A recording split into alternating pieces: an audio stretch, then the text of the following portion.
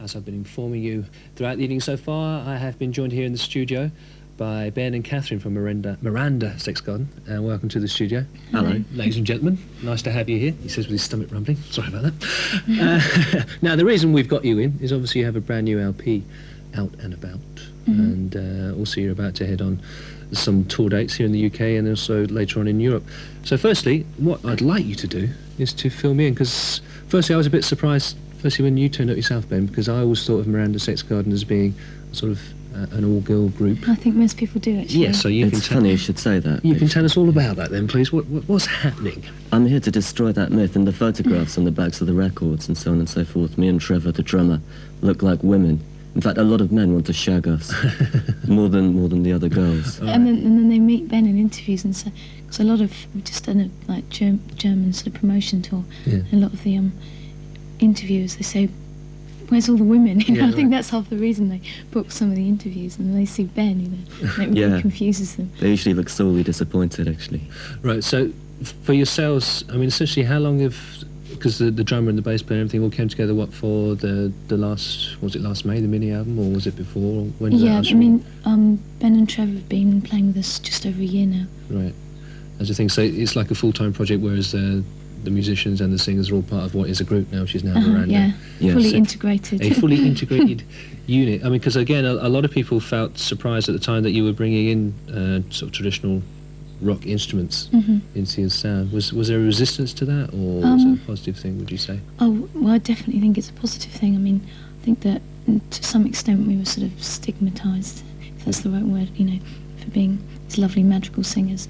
I got a bit bored by that. It was getting a bit bland, you know, singing lovely pure music. I wanted to contrast that aspect with something a lot nastier, so I'm interested in the conflict between sort of extremes. And also, probably you felt there was limitations to what you were doing when you first started. But how about sort of fans of the group at the time? Were they resistant to introducing this new textures or not, would you say?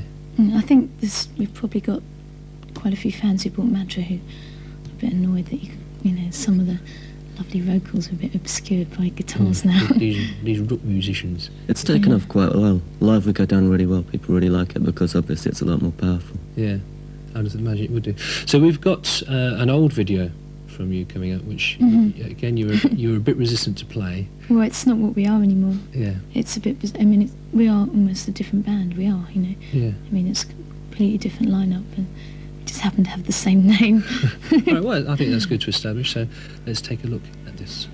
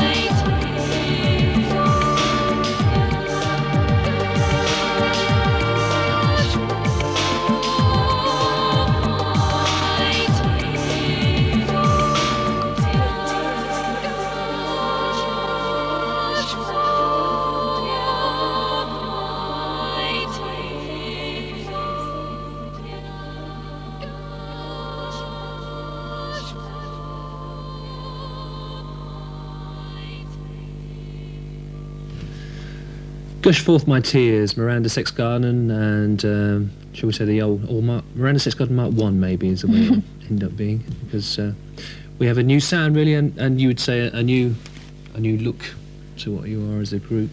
Yeah, to me the old video looks like the result of a bizarre marketing accident, actually. It's very strange. But for yourselves in the future, obviously we're talking about a tour and stuff. I also heard you're possibly involved with a Derek Jarman movie soundtrack. Is that right or not? That's the girls. That's the girls. Recently, he's just written a sort of some prose and poetry for this film called, it's either going to be called Blue or Blue Movie or Blueprint, I don't know which. Right. Yeah, and it's about AIDS, about his disease, and we put some of his words to music. All right. With Simon Fisher Turner. Right. Have you actually recorded that, or that's something we to be done? recorded that about a month ago. So that ultimately depends on when the movie happens for release for yourself. But you talk about, because for yourselves, then you're now a complete package. You're obviously you wouldn't call yourself a rock band anyway. I mean, what would you call yourselves? What somebody's always going to bracket you. What would you call yourselves?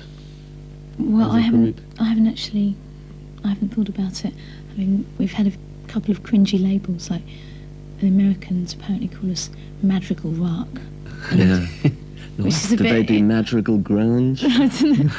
Which is a bit embarrassing, really. I don't think. I mean, hopefully we'll redefine a category for ourselves. That's what I want to do. Yeah. I don't think we fit into any particular category. Though we get a lot of comparisons, like Dead Can Dance and Cocktail Twins. You know, Although we're nothing like them, really. At all.